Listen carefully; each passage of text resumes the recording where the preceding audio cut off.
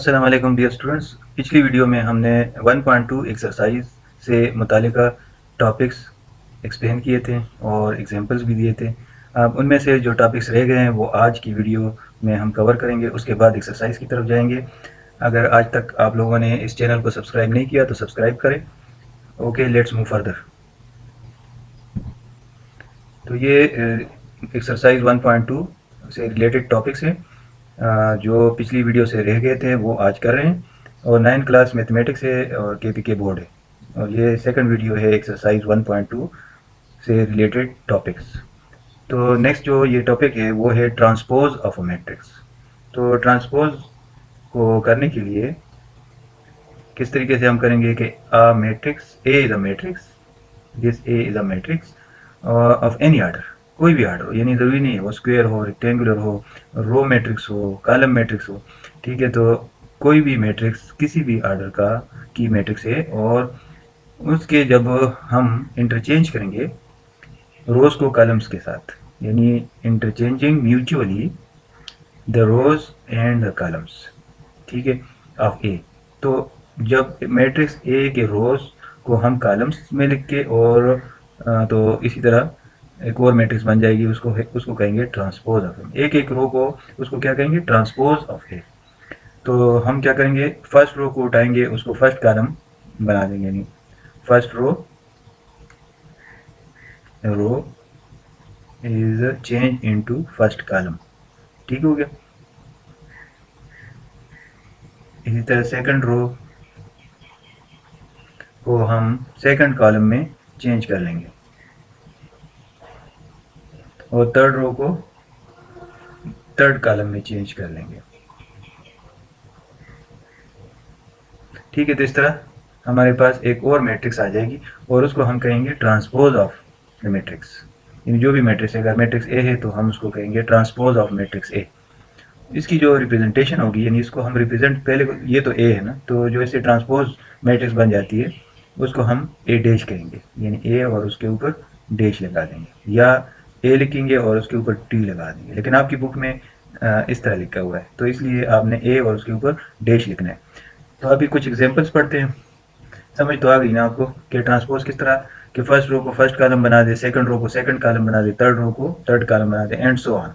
अगर fourth row है तो वो फोर्थ कॉलम। हाँ, हम इस तरह भी कर सकते हैं कि फर्स्ट कॉलम को, यानी कि कॉलम की तरफ से जाए तो first column is change into first row, इस तरह भी बन सकती है। फर्स्ट रो यानी फर्स्ट कॉलम को फर्स्ट रो में तब्दील कर दिया, और सेकंड कॉलम को सेकंड रो में, और थर्ड कॉलम को थर्ड रो में। ठीक हो गया। इस तरह भी हम ट्रांसपोज मैट्रिक्स बना सकते हैं। तो अब जो है ना, इसको हम प्रैक्टिकली करते हैं कि एग्जांपल। तो ये है मैट्रिक्स ए, और ये दो रोज और दो कॉलम्स हैं। सो ये स्क्वायर मैट्रिक्स है। मैंने आपको बताया कोई भी मैट्रिक्स हो सकती है। जिस तरह ये बी मैट्रिक्स है तो ये स्क्वायर मैट्रिक्स नहीं है, इसमें दो रोज हैं और कितने कॉलम्स हैं, तीन कॉलम्स हैं।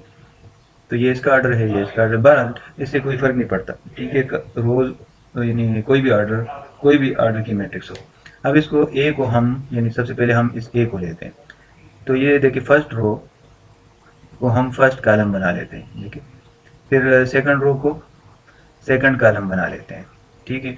तो इसी तरह ये मैट्रिक्स इस वाली मैट्रिक्स में तब्दील हो गई, और इसको ए कहते हैं। तो ये जो नई मैट्रिक्स हमारे पास आ गई, इसका नाम क्या होगा, ए डैश।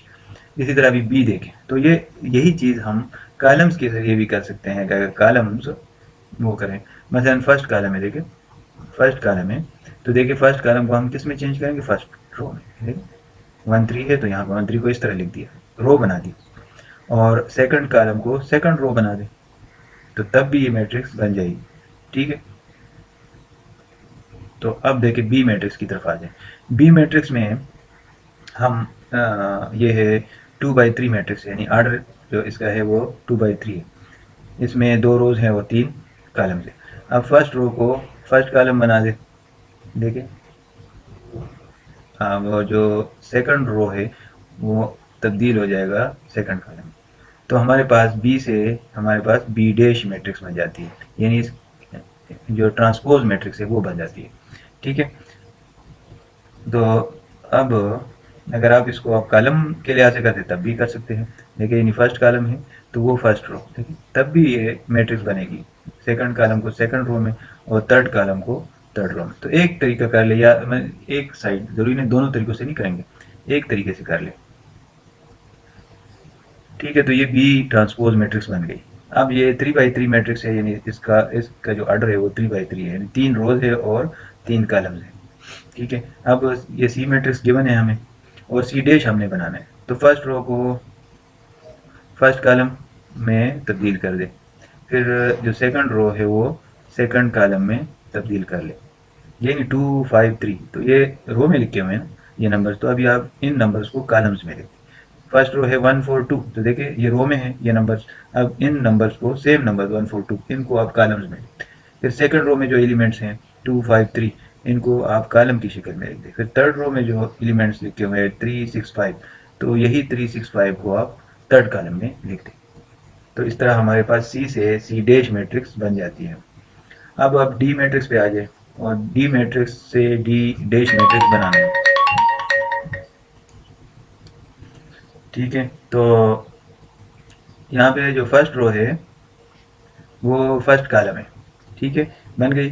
फिर सेकंड रो को सेकंड कॉलम में तब्दील करें और थर्ड रो को थर्ड कॉलम में तब्दील करें।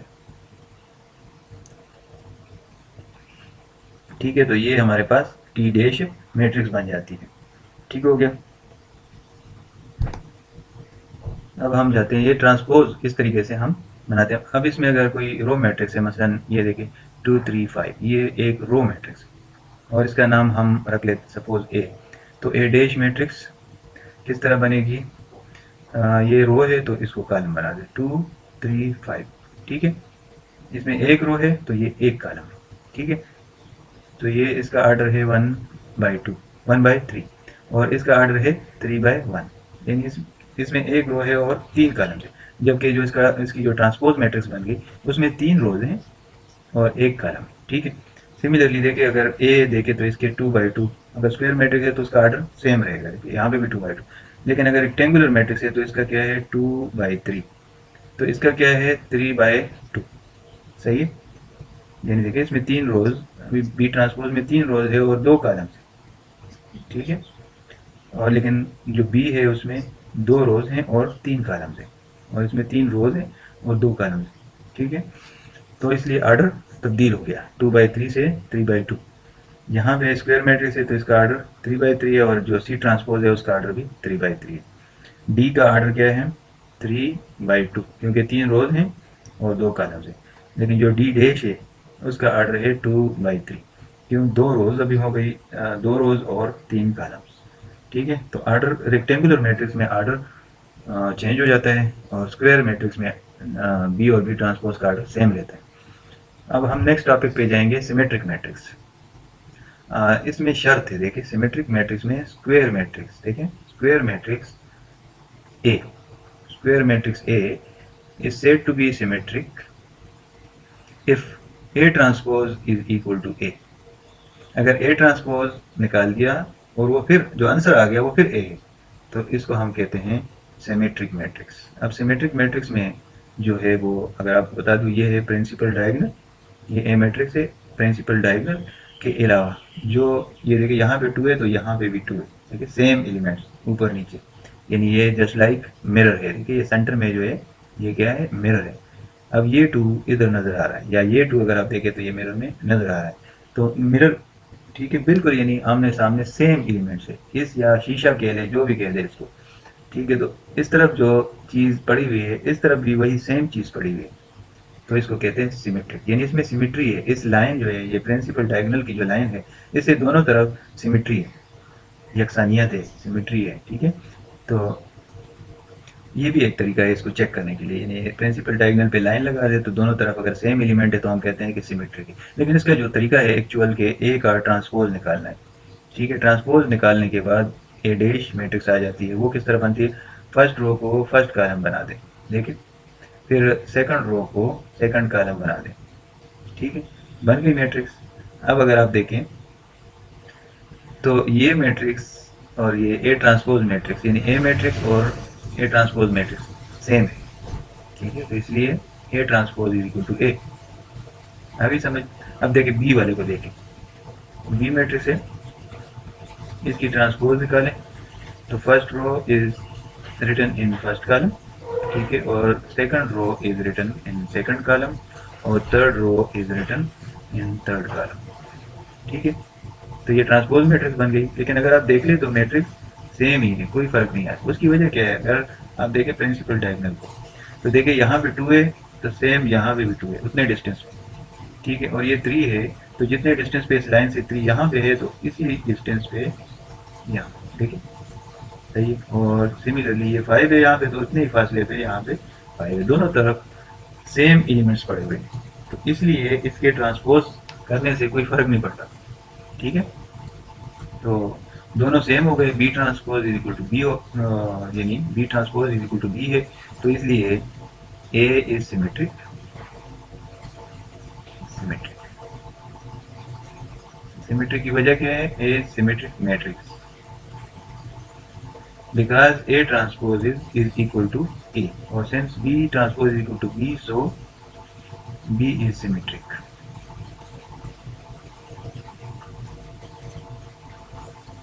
मैट्रिक्स, ठीक है। अब नेक्स्ट टॉपिक पे जाते हैं, स्क्यू सिमेट्रिक। स्क्यू सिमेट्रिक कौन सी मैट्रिक्स होती है, स्क्वायर मैट्रिक्स, ये भी स्क्वायर मैट्रिक्स होती है। Square matrix A is said to be skew symmetric if, यानी कि स्क्यू इसके साथ आ गए, if A transpose is equal to minus A. उसमें क्या था सिमेट्रिक में, जब A transpose is equal to A, ठीक है। यहाँ पे क्या है, A transpose is equal to minus A, यानी A के बराबर ट्रांसपोज के बाद क्या आएगा, ए नहीं आएगा। जब ट्रांसपोज लेंगे तो वापस आंसर ए नहीं आएगा बल्कि माइनस ए आएगा, वो मैं आपको समझाता हूँ। ये मैट्रिक्स होगी किस टाइप की, वहाँ पे तो अगर आप देखें तो जितने भी मैंने वो दिए हुए थे मैट्रिसेस दी हुई थी, तो उसमें देखिए डायगोनल पे, प्रिंसिपल डायगोनल पे नंबर्स थे, ठीक है, जो मैट्रिक्स जिन पे चेक करना था कि ये सिमेट्रिक है कि नहीं है। तो अब देखें यहाँ पे अगर स्क्यू सिमेट्रिक में क्या होगा, डायगोनल पे नंबर्स नहीं होंगे बल्कि जीरोज होंगे, ठीक है। प्रिंसिपल डायगोनल पे जीरोज होंगे, और एक तरफ अगर 2 है तो उतने फासले पे दूसरी तरफ 2 नहीं होगा बल्कि -2 होगा, ठीक है। यानी अगर एक तरफ पॉजिटिव नंबर है तो दूसरी तरफ नेगेटिव नंबर है। दिस इज द डिफरेंस, ठीक है, यही फर्क है। अब इसका अगर आप ट्रांसपोज निकालेंगे तो वापस ए मैट्रिक्स नहीं आएगी, ठीक है। अब ट्रांसपोज निकालते हैं, ये मैट्रिक्स ए गिवन है, इस मैट्रिक्स की ट्रांसपोज मैट्रिक्स ए डैश, वो किस तरह निकालेंगे, first row is converted into first column and second row is converted into second column, ठीक है। अब ये ए डैश मालूम हो गई, ठीक है। तो अब देखिए, लेकिन अगर आप देखिए तो ये ए डैश ए के बराबर नहीं है, ये देखिए दोनों आप चेक कर लें, ए डैश के बराबर नहीं है। लेकिन अगर हम इस ए को माइनस से मल्टीप्लाई करें, ठीक है, तो यहाँ पे माइनस मल्टीप्लाई, यहाँ पे माइनस मल्टीप्लाई, इधर माइनस मल्टीप्लाई और इधर माइनस मल्टीप्लाई, तो हमारे पास क्या आंसर आ जाता है, 0 को जब माइनस से मल्टीप्लाई करेंगे तो 0, 2 को माइनस से मल्टीप्लाई किया तो -2, -2 को जब माइनस से मल्टीप्लाई किया तो माइनस मल्टीप्लाई माइनस तो +2, और 0 को माइनस से मल्टीप्लाई किया तो 0। तो देखिए माइनस ए मैट्रिक्स जो हमारे पास आती है वो ये। अब अगर इस माइनस ए मैट्रिक्स को देख ले और ए डैश को देख ले तो दोनों देखिए सेम टू सेम, कोई फर्क नहीं है। तो इसलिए हम कहते हैं कि ए डैश यानी A transpose is equal to minus A transpose minus A के बराबर होगी, ठीक है। और this implies, so A matrix is skew symmetric, skew symmetric, symmetric matrix, ठीक हो गया। तो ये स्क्यू सिमेट्रिक मैट्रिक्स है। इसी तरह अगर बी मैट्रिक्स को देखें तो इसका ट्रांसपोज निकाले तो फर्स्ट, अभी देखिए इसमें फिगर आप यहाँ पे 0 0 होना चाहिए, यहाँ पे गलती हुई है, ये मैं इसकी करेक्शन करता हूँ, ये 0 है, ठीक है, यहाँ पे भी 0 है और यहाँ पे भी 0 है, हाँ ये 0 0, ठीक है। बल्कि कलर चेंज कर लेते हैं, ये देखें, ये हो गया 0 0 और 0, यहाँ पे भी 0 0 और 0, ठीक हो गया, और यहाँ पे भी 0 0 और 0, ठीक है। अब देखें, अब फर्स्ट रो को फर्स्ट कॉलम में चेंज कर दें, ठीक है। तो ये 0 -2 3, 0 -2 3 फर्स्ट कॉलम में तब्दील हो गई। Second row is change into second column, ठीक हो गया। Third row is change into third column, ठीक है। अब आप देख ले तो बी ये है और बी ट्रांसपोज ये है, ठीक है। तो देखिए सेम नहीं है, डिफरेंट है। लेकिन अगर हम बी को माइनस से मल्टीप्लाई कर लेंगे, ये देखिए नीचे किया हुआ है, बी इस बी को आप माइनस से मल्टीप्लाई करेंगे तो हर एक एलिमेंट जो है ना वो माइनस से मल्टीप्लाई हो जाएगा। तो अब अगर इसको आप देख ले और बी ट्रांसपोज को देख ले तो देखिए दोनों सेम टू सेम है, ठीक है। तो इसलिए B transpose is equal to minus B, ठीक है। B transpose is equal to minus B, ठीक आ गया ना। देखिए माइनस बी और बी ट्रांसपोज सेम है, तो इसलिए मैंने लिख दिया B transpose is equal to minus B, and this mean B is skew symmetric.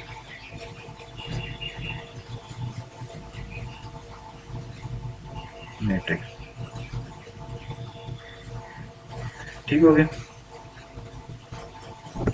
अब इसके साथ हम इस वीडियो को यहाँ पे स्टॉप करते हैं और नेक्स्ट वीडियो में इंशाल्लाह हम एक्सरसाइज स्टार्ट करेंगे।